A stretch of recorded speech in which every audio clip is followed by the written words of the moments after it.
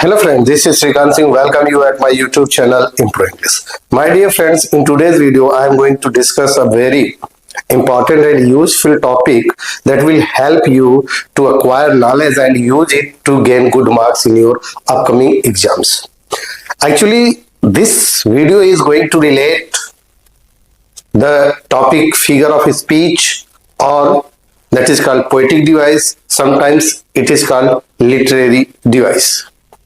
This is a very useful topic for the student of 9 to 12. In this video, I am going to discuss top 10 most important and most valuable figure of speech that will help you to enhance your knowledge about the poetic device, literary device, and also it will give you a chance to perform better to gain good marks.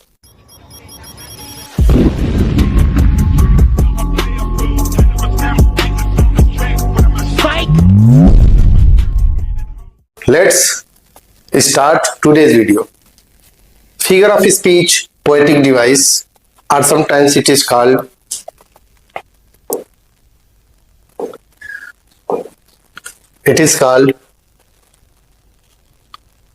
literary device.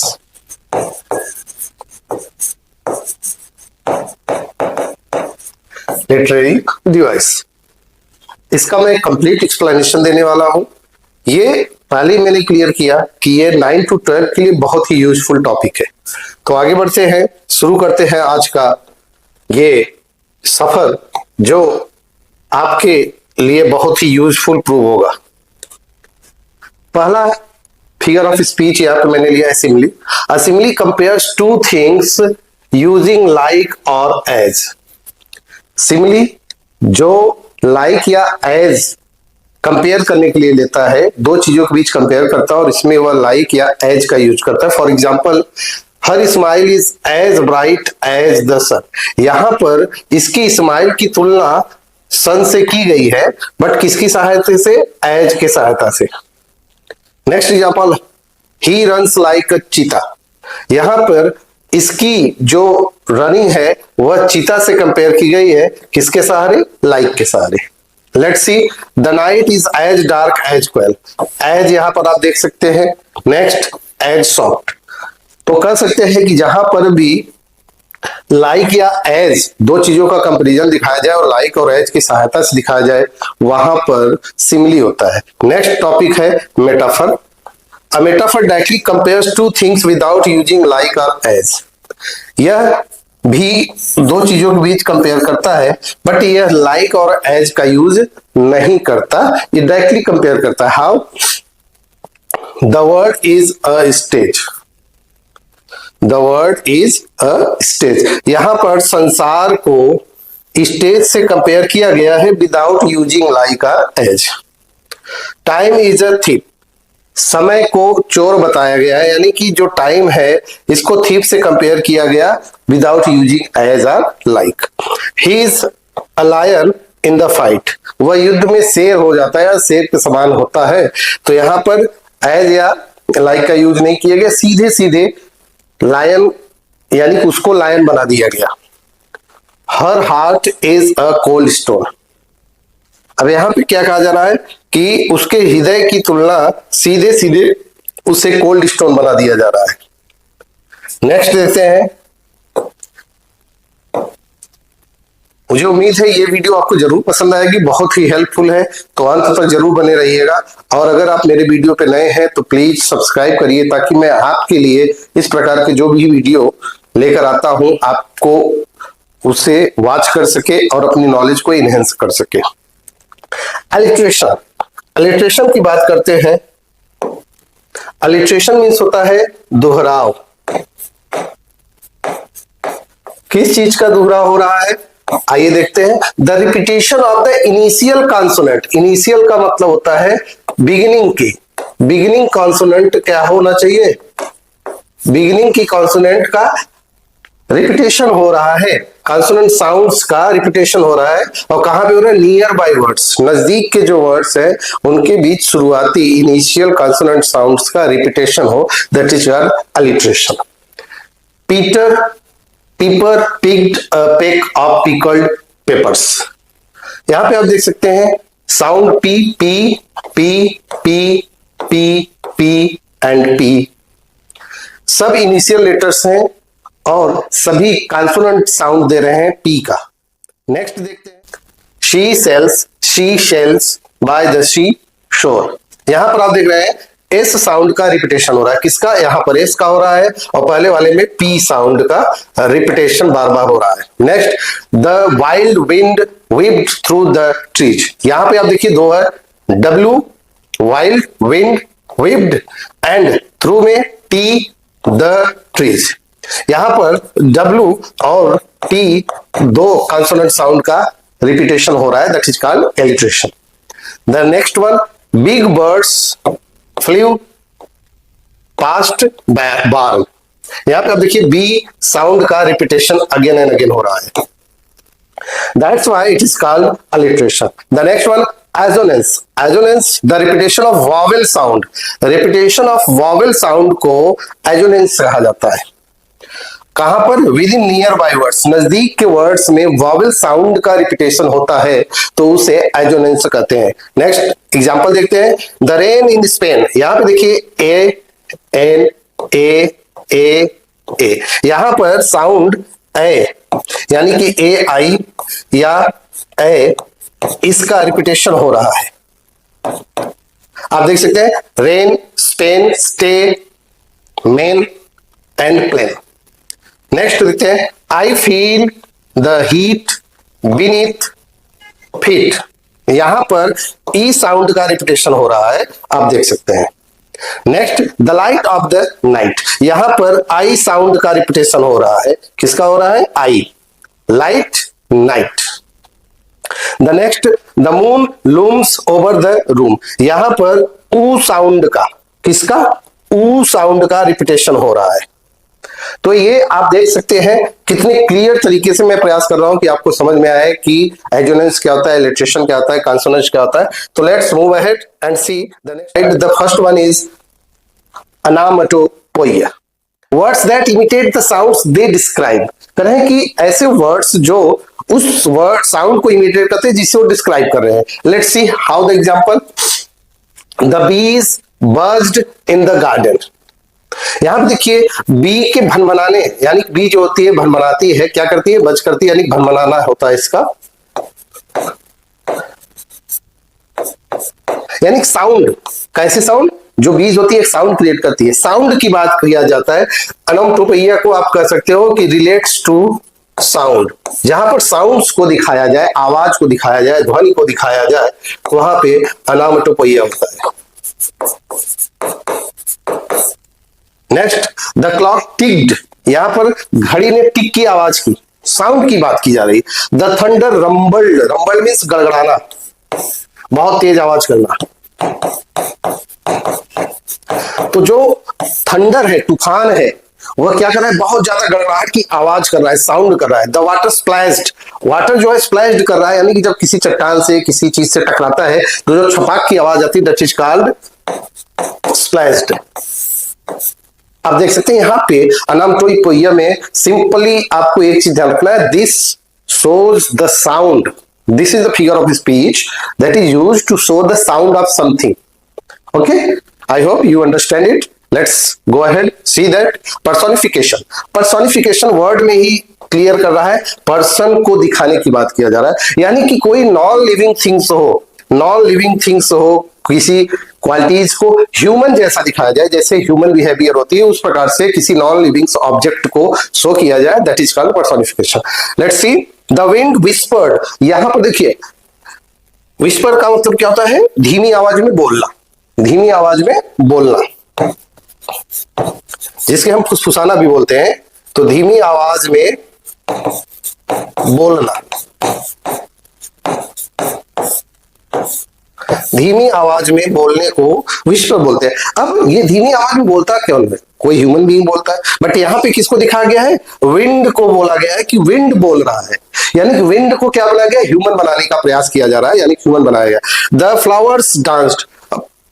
यहां पे देखिए फूल dance कौन करता है? कोई human being करेगा, कोई living creature करेगा, लेकिन यहाँ पे फ्लावर्स को डांस कराया जा रहा है। नेक्स्ट, द सन स्माइल, सूर्य जो कि नॉन लिविंग ऑब्जेक्ट कहा जाता है, ये लिविंग की जैसे स्माइल कर रहा है। यानी कि जब कोई नॉन लिविंग ऑब्जेक्ट किसी लिविंग ऑब्जेक्ट का इमिटेट करे, उस तरीके से दिखाया जाए, that is called personification. Let's see the next example. The clock is running out of time. यहाँ पे घड़ी को दिखाया जा रहा है, क्लॉक को दिखाया जा रहा है, कहा क्या जा रहा है, रनिंग आउट ऑफ टाइम, यानी समय से पीछे चल रहा है। तात्पर्य क्या, कोई पीछे चलता है, इंसान ह्यूमन बींग्स चलता है, लिविंग क्रिएचर, बट यहाँ पर किसको दिखाया जा रहा है, नॉन लिविंग क्लॉक को दिखाया जा रहा है, वो पीछे चल रहा है। Next, irony, this is called irony. इसी को कुछ लोग व्यंग भी बोलते हैं। क्या बोलते हैं, व्यंग्य बोलते हैं। Let's a contrast between appearance and reality और एक्सपेक्टेशन एंड रिजल्ट।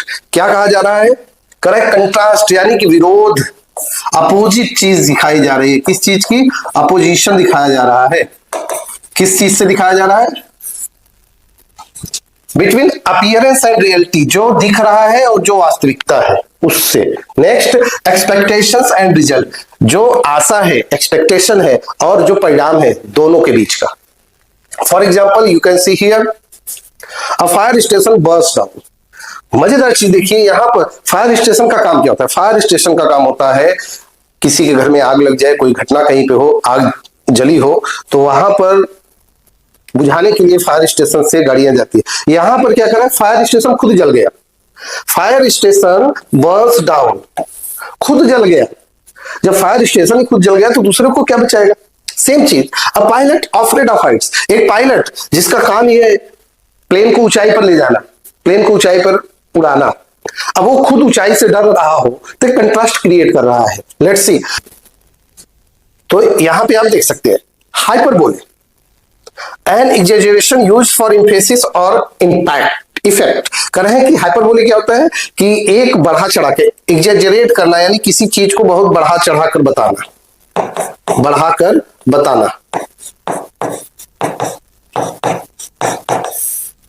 किसी चीज को बहुत बढ़ा चढ़ाकर बताया जाए, एक्सप्रेस किया जाए, that is called hyperbole. I have told you a million times, यहां पे देखिए क्या कहा जा रहा है, मतलब मैंने आपको बताया मिलियन टाइम्स, मतलब लाखों बार बताया। अब इतनी बार कौन बताता है यार, इतनी बार कोई बताता है, मतलब एक ही चीज को लाखों बार कौन बताता है, एक बार, दो बार, तीन बार, चार बार बताता है, लाखों बार, मतलब इतना बढ़ा चढ़ा के बताया जा रहा है। आगे, she is as tall as skyscraper. अब फिर क्या कहा जा रहा है, यानी शी को क्या बताया जा रहा है, करा है वो स्काई क्रैपर जैसे, यानी कि स्काई क्रैपर मतलब ऊंची ऊंची बिल्डिंगें जो ऐसी लगती है गगनचुंबी इमारत, तो स्काई क्रैपर जैसी वो उसकी लंबाई है। देखिए कितना बढ़ा चढ़ा के, किसी इंसान की लंबाई इतना तो डायनासोर का तो हुआ ही नहीं कि स्काई क्रैपर्स को टच करे। तो यहाँ इंसान को, ये खास करके शी को, यानी कि स्त्री या पुरुष को दिखाया जा रहा है कि इतनी ऊंचाई पे। I could sleep for 1000 years। अब फिर देखिए, करेक्ट, मैं सोच सकता हूं कितने 1000 years।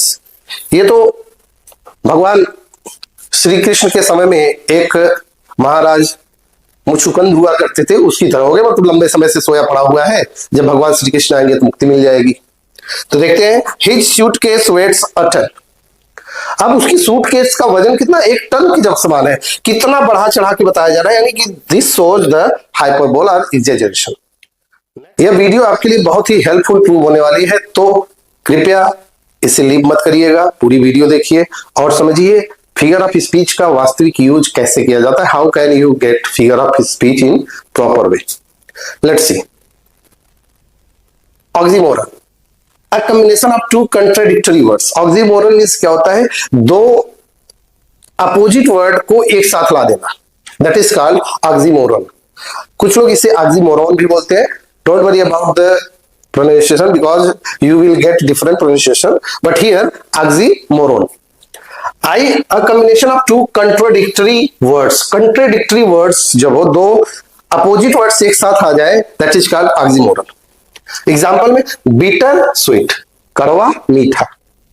देखिए यहाँ पे bitter और sweet दो opposite word एक साथ आ गए। Next, deafening silence। साइलेंस कैसी, deafening यानी कि शांति है वो भी बहरी वाली, यानी कि बहरा शब्द किस लिए यूज किया जाता है, कहते हैं कि डेफनिंग साउंड, यानी साउंड ऐसा है जो क्या कर रहा है, बहरा कर दे रहा। बट यहाँ पे क्या कहा जाए, डेफनिंग साइलेंस, यानी शांति इतनी जो बहरा कर दे, यानी कि दोनों अपोजिट वर्ड।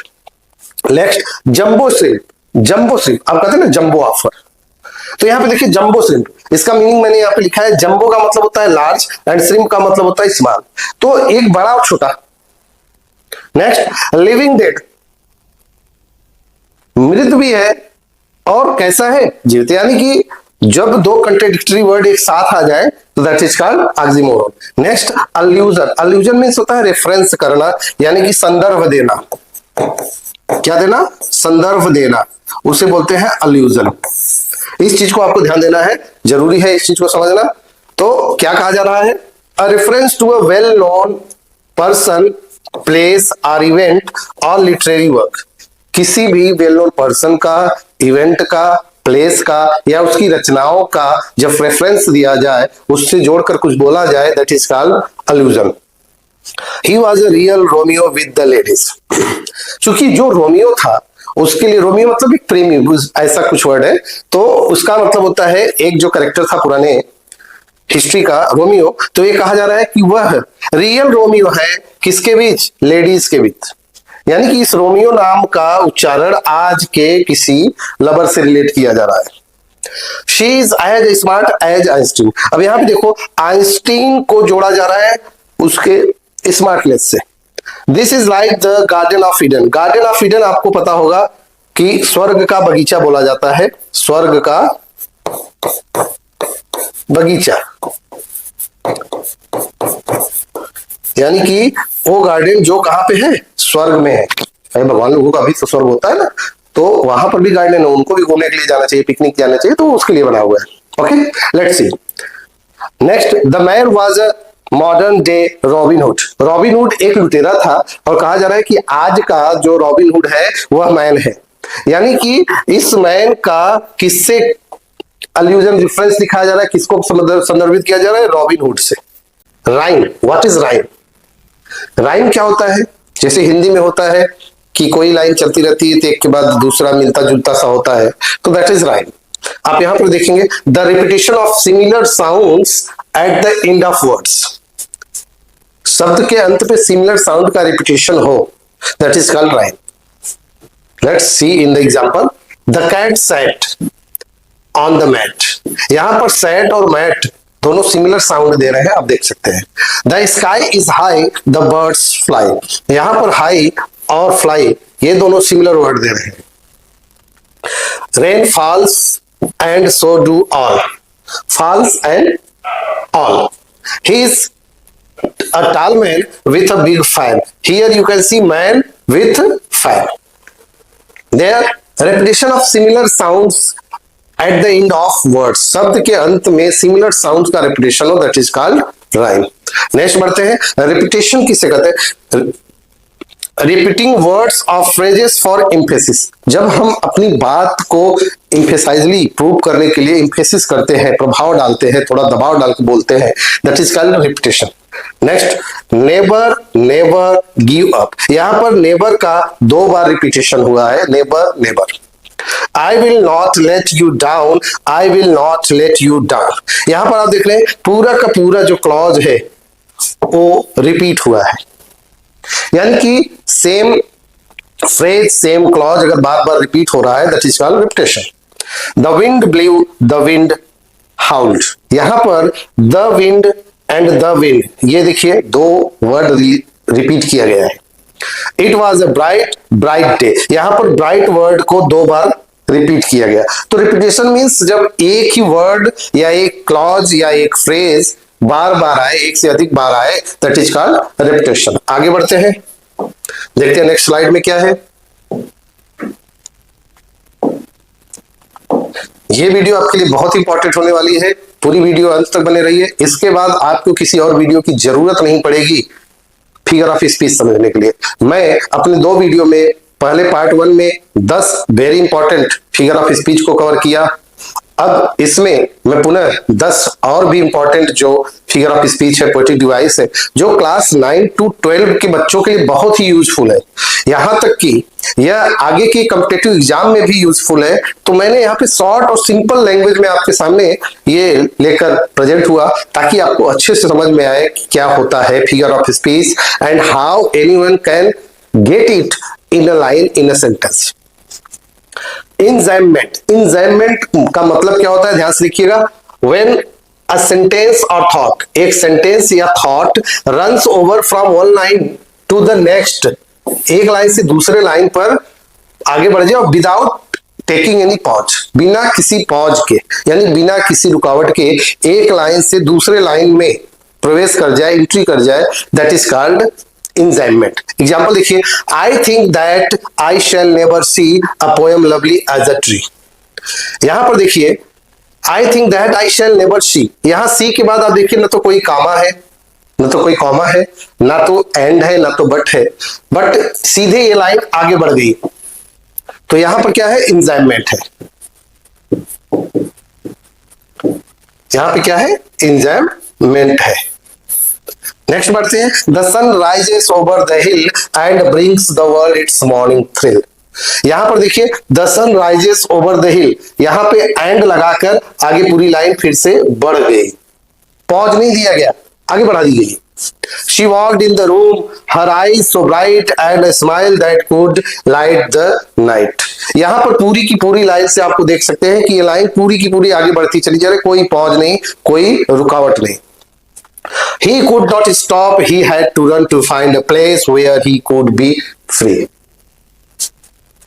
इंजाइमेंट का मतलब जैसा कि मैंने आपको समझाया कि यह सिंपली एक लाइन में नहीं समाप्त होती, इसका प्रभाव दूसरे लाइन में भी जाता है, यानी कि इसका जो कुछ हिस्सा होगा वो दूसरे लाइन में भी बिना किसी पॉज के एंट्री कर जाए, यानी बढ़ जाए, दैट इज कॉल्ड इंजाइमेंट। नेक्स्ट है सिंबोलिज्म। सिंबोलिज्म सिंबल वर्ड से आया, आपको पता है किससे आया, सिंबल वर्ड से। और सिंबल का मतलब क्या होता है, प्रतीक, कुछ संकेत, कुछ दिखाना। Using symbols to represent ideas और क्वालिटीज, अपने आइडियाज या क्वालिटीज को रिप्रेजेंट करने के लिए सिंबल्स का यूज किया जाना। A dove represents peace. अब जो एक डव बर्ड होता है, एक डव बर्ड होता है, वो किसको दिखाता है, पीस को दिखाता है, शांति का प्रतीक होता है। अ रेड रोज सिंबलाइज लव, एक जो रेड रोज होता है वह किसका प्रतीक होता है, लव का, प्रेम का। Next, the snake represents danger और एविल, कहीं पर अगर सांप का प्रतिचित्र बनाया गया है, यानी सांप को उभारा गया है, स्नेक को दिखाने का प्रयास किया गया है, तो वहां पे सामने वाले समझ जाना चाहिए यहां पर कोई बुराई या खतरा है। Next, the American flag symbolize freedom, जो अमेरिकन फ्लैग है वह स्वतंत्रता का सिंबलाइजेशन करता है। जो अमेरिकन फ्लैग है उससे किसके रूप में, प्रतीक के रूप में यूज किया जाता है, फ्रीडम के रूप में। तो यहां पर आप समझते हैं सिंबलाइज करने का मतलब होता है किसी भी चीज को इस तरीके से प्रस्तुत करना है कि उस चीज से सामने वाला दूसरा मीनिंग, उसका जो सिंबल जिसके लिए प्रतीक यूज किया गया है उसको समझ पाए, that is called symbolize. Next slide की तरफ बढ़ते हैं। फुल है मूड, यानी कहते हैं हमारा मूड अच्छा नहीं है, ये वास्तविक रूप में दोनों शब्दों में, हिंदी और इंग्लिश दोनों में बराबर रूप से यूज किया जाता है। The atmosphere of feeling evoked by a poem, किसी भी पोएम के द्वारा एक फीलिंग को इवोक किया जाना, इवोक मतलब आह्वान किया जाना, यानी कि उसमें उपस्थित करा देना। A happy mood, the sun is shining, birds are singing. Happy mood क्या होता है, जो प्रसन्नता वाला मूड होता है, उसमें क्या होता है, सन चमक रहा है और बर्ड सिंगिंग कर रहे हैं, ये खुशी वाला है। A sad mood, the world feels empty, all is still, जो संसार है वह खाली खाली हो गया है, सब कुछ शांत है। अ मिस्टीरियस मूड, रहस्य वाला मूड क्या होता है, the shadows creep, the silence speak, shadows यानी कि जो परछाई होती है वह हट गई और शांति जो होता है वो क्या कर रहा है, बोल रहा है, बातें कर रहा है, यानी कि यहाँ मिस्ट्री वाला मूड है। नेक्स्ट है पीसफुल मूड, शांति वाला mood. The calm water reflect the sky, जो शांत पानी होता है वह रिफ्लेक्ट किसको करता है, स्काई को। क्यों, क्योंकि शांत पानी में आप जब देखेंगे तो स्काई का भी प्रतिबिंब बनता है, that's why it is said the calm water reflects the sky. Next है tone,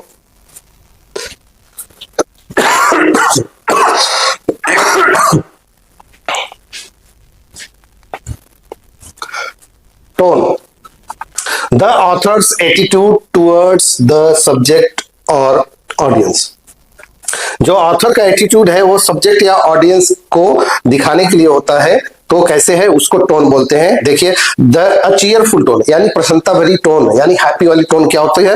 it's a beautiful day to be alive, जीवित रहने के लिए बहुत ही शानदार दिन। कहते हैं ना आज का दिन इतना शानदार है पूरी दिन जी लो। Okay next a serious tone, we must face the reality of our choices.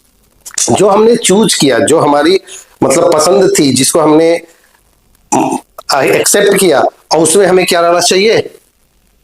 उस वास्तविकता को फेस करना चाहिए। अ सार्कास्टिक टोन, सार्कास्टिक मतलब होता है व्यंग्यात्मक, जहां पे कटाक्ष किया जाए।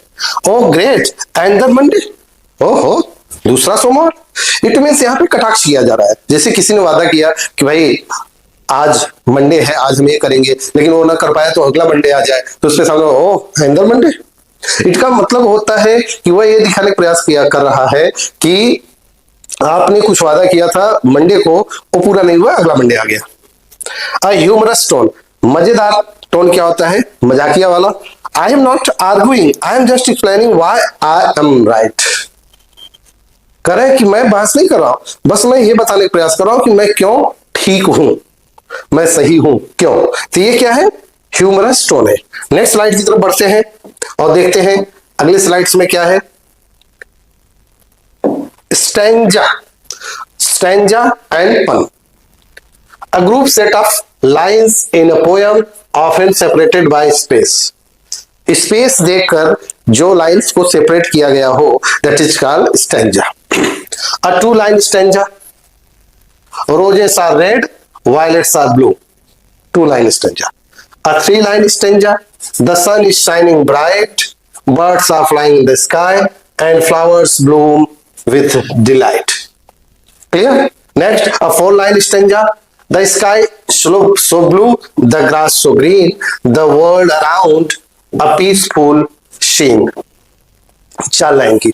Next 6 line stanza, the wind is strong, the trees bend low, the night is dark with stars aglow, the moon shines bright, the silence deep, a calmness falls, the world asleep, and in this peace I close my eyes and drift away to starry skies। यानी कि ये क्या है? Stanza है। Next हम पन की तरफ बढ़ते हैं।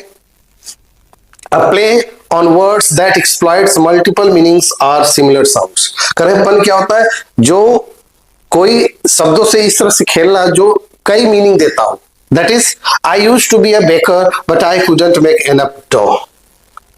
मैं एक बेकर तो बनना चाहता हूं, लेकिन मैं बहुत ज्यादा डो यानी कि उसका जो केक बनाने के लिए आटा मैदा गूंथ कर बनाते हैं, that is called dough. Time flies like an arrow, fruit flies like a banana. जो समय है वो तीर की तरह निकल जाता है, और जो फल है वह बनाना की तरह उड़ जाता है। A boiled egg in the morning is hard to beat। यहां पे क्या कहा जा रहा है कि एक उबले हुए एग सुबह में इज हार्ड टू बीट, यानी कि उससे पार पाना मुश्किल है। I am reading a book on anti gravity, it's impossible to put down. तो यहां पे देखिए पन है, इस चीज को आप समझिएगा, आपके लिए बहुत ही यूजफुल है। नेक्स्ट स्लाइड की तरफ बढ़ते हैं और देखते हैं नेक्स्ट स्लाइड में क्या है। बहुत इंपॉर्टेंट पार्ट है juxtaposition, placing two opposite ideas side by side for comparison और कंट्रास्ट। विरोधाभास या तुलना दिखाने के लिए दो अलग अलग विचारों को एक साथ रखना, तुलना या विरोध व्यक्त करने के लिए, विरोधाभास शो करने के लिए जब दो अलग अलग विचारों को एक साथ रखा जाए, that is called juxtaposition. It was the best of times, it was the worst of time. करें कि यह सबसे अच्छा भी समय था और यह सबसे बुरा भी समय था। दो अपोजिट थॉट्स को एक साथ रखा गया। The light and the darkness met at the horizon. प्रकाश और डार्कनेस दोनों कहां पे मिल रहे हैं? हॉरिजन पर मिल रहे हैं। She was calm in the chaos of the storm. She was calm, वह एकदम से शांत थी। कहां पे? इन द चॉस, चॉस मतलब अशांति में, ऑफ द स्टॉर्म तूफान की अशांति में वो पूरी तरह से शांत थी। जस्ट अपोजिशन की बात कर रहा है। The peaceful country side contrasted with the bustling city. जो पीसफुल गांव है, विलेज है, कंट्री साइड है, वह भीड़ वाले बसलिंग सिटी मतलब भीड़ वाले सिटी से क्या कर रहा है, विरोधाभास दिखा रहा है। तो यहां पे आपको समझना चाहिए कि जस्टापोजिशन मींस क्या होता है, दो अपोजिट थॉट्स को एक साथ लाया जाए, that is called catharsis. Catharsis the emotional release और cleansing experienced by the audience. जो कैथारसिस क्या होता है, जब ऑडियंस कोई मूवी देखती है, कोई सीन देखता है, या आप कह सकते हैं कि कोई पोएम पढ़ रहा है, कोई लिटरेचर पढ़ रहा है, तो उसका जो इमोशनल टच होता है किसके साथ, जो उसका इमोशन रिलीज होता है, अरे ये हीरो के साथ कैसा हो गया, या इस पोएम में ऐसा क्यों हो गया, बर्ड के साथ ऐसा हो गया, कुछ भी जो इमोशनल वो अटैचमेंट फील करता है, that is called catharsis. The tragic death of A hero brings catharsis in Shakespeare's place. कह रहे हैं कि जो ट्रेजिक डेथ होते थे हीरो के, ट्रेजिक डेथ जो हीरो के होते थे किसमें, शेक्सपियर्स के प्लेज में, तो क्या लाता था, कैथारसिस लाता था, यानी कि लोगों को उससे भावनात्मक रूप से जोड़ देता था, रिलेट कराता था। नेक्स्ट है, after watching a sad movie I felt a deep emotional release. जब एक सैड मूवी देखते हैं तो एक आप कह सकते हो कि एक इमोशनल रिलीजमेंट होता है, जो आप उससे जुड़ाव कनेक्ट फील करते हैं। अभी अगर रिसेंटली बात करें तो न्यू मूवी आई है पुष्पा, उसमें एक फैमिली का लास्ट सीन जो होता है ना, उसमें देखिए एक बड़ा भाई निमंत्रण इनविटेशन कार्ड लेकर जाता है अपनी बेटी की शादी का, और जो पुष्पा जो मेन प्रोटैगनिस्ट है मूवी का, वह सामने नहीं आता लेकिन फंक्शन में पहुंच जाता है। क्यों? क्योंकि उसे लगता है कि इतने लंबे समय के बाद उस भाई ने मुझे आज स्वीकार किया, तो उससे सिर्फ मूवी का सीन है, बट उससे जो ऑडियंस थी, जो सिनेमा हॉल में या जिसने भी वो मूवी देखा, उससे एक रिलेशन फील किया, उससे इमोशनल अटैचमेंट फील किया, that is called catharsis. The final scene of the drama gave the audience a sense of relief. जो ड्रामा का अंतिम सीन था, जैसा कि मैंने अभी बताया पुष्पा सीरीज में बात किया, तो वहां पे क्या करता है, जो ऑडियंस होती है उनको सेंस ऑफ रिलीफ मिला, मतलब उनको तसल्ली मिली, चलो यहाँ पे अच्छा हो गया। Her tears were a catharsis after years of pent up emotions। कह रहे हैं कि सिंपली आप कैथारसिस का मतलब समझिए कि जब ऑडियंस यानी पढ़ने वाला रीडर जो भी है, वह प्ले से अपने आप को कनेक्ट करे, उसे लगे कि ये तो मेरे जैसा ही, यानी जैसा मैं अनुभव करता हूं या हमारे जीवन के इर्द गिर्द दिखता है, वैसा वो इमोशनल टच फील करे, इमोशनल रिलीजमेंट हो, that is called catharsis. Next slide की तरफ बढ़ते हैं और देखते हैं क्या है। ये बहुत ही इंपॉर्टेंट है, जो आपकी जानकारी के लिए जरूरी है। Paradox. Paradox a statement that seems contradictory but may actually be true. Paradox होता है जो लगता है कि अपोजिट है, लेकिन वास्तविकता में वह सही होता है, सत्य होता है, रिलेटेड होता है। This statement is false. यहां पे क्या कहा जाए, स्टेटमेंट क्या है, फॉल्स है, यानी कथन जो है वो गलत है। The more you know the less you know. जब इंसान जितना ज्यादा जानने का प्रयास करता है, तब उसे पता चलता है मुझे तो कुछ पता ही नहीं है। ऐसे ही बहुत से लोगों के साथ होता है, जब वो नॉलेज की तरफ बढ़ते हैं तो उन्हें लगता है तो मुझे तो कुछ आता ही नहीं। तो the same thing, the more you know the less you know. You can save money by spending it. विरोधाभास देखिए, तुम पैसा बचा सकते हो कैसे, इसे खर्च करके। तात्पर्य क्या है, यहाँ पे अगर मैं रिलेट करूं तो यहाँ पे ये कहने का प्रयास किया जा रहा है, यहाँ पैसा खर्च करने की बात का मतलब होता है अपने पास न रख के कहीं इन्वेस्ट करो, ताकि वो पैसा क्या हो, फिर आपके पास आएगा। आई एम नो बडी, फिर कह रहा मैं कुछ नहीं हूं, आई एम नो बडी। या जैसे कुछ लोग कहते हैं मुझे तो कुछ आता ही नहीं, बता लेते हैं आपको, पूरी जानकारी दे लेते हैं, फिर बाद में कहते हैं मुझे तो कुछ नहीं आता। इमेजरी। इमेजरी मतलब एक प्रतिचित्र, प्रतिबिंब उभार कर रख देना आपके सामने कि ये चीज हो रहा है। Using vivid language to create sensory experience. Language का यूज इस प्रकार से करना कि हमारे जो सेंस होते हैं, हमारी जो इंद्रियां होती है, वो क्या हो जाए, उसको अनुभव करें। The sun was a fiery ball in the sky. करें कि जो सूर्य है वह क्या है, स्काई में एक जलता हुआ गोला है, यानी गेंद है। The sweet scent of roses filled the air.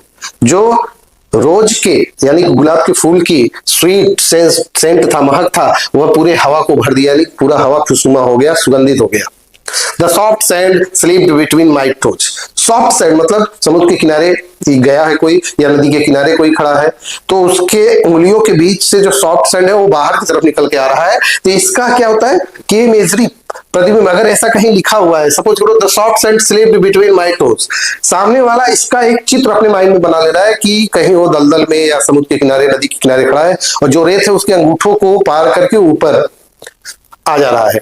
The crashing waves road against the shore, crashing waves मतलब नदी यानी कि समुद्र की जो तेज लहरें हैं वो जब किनारे पे टकरा रही हैं, अगेंस्ट द शोर, तेज गर्जना हो रही है, बहुत तेजी से आवाज आ रही है, तो इससे क्या हो रहा है, लोग इस चीज को फील कर पा रहे हैं, रिलेट कर लेते हैं, that is called imagery. Next है caesura, this is very important. Caesura, a pause in the middle of line of poetry, एक पोएट्री के लाइन के बीच में जो पॉज लिया जाता है that is called caesura. To err is human to forgive divine, यहां पे देखिए to err is human to forgive divine, कह रहे हैं कि गलतियां ह्यूमन की आदत है और क्षमा करना देवत्व होता है। Sing a song of sixpence a pocket full of rye, next है shall I compare thee to a summer's day, thou art more lovely and more temperate। यहां पे आप देखिए क्या कर रहा है कि लाइन या जो पॉज लिया जा रहा है लाइन के बीच में, पोएट्री के बीच में, वो कितने शानदार तरीके से लिया जा रहा है। The woods are lovely dark and deep, यहां पे देखिए कितने शानदार तरीके से पॉज दिया। The woods are lovely dark and deep, जंगल कैसा है, वुड्स लिखा है, ध्यान रखिएगा, वुड्स का मतलब होता है फॉरेस्ट, क्या होता है, फॉरेस्ट, न कि लकड़ी, woods means forest. But I have promises to keep, लेकिन मैंने वादा किया है रहने का, रखने का। तो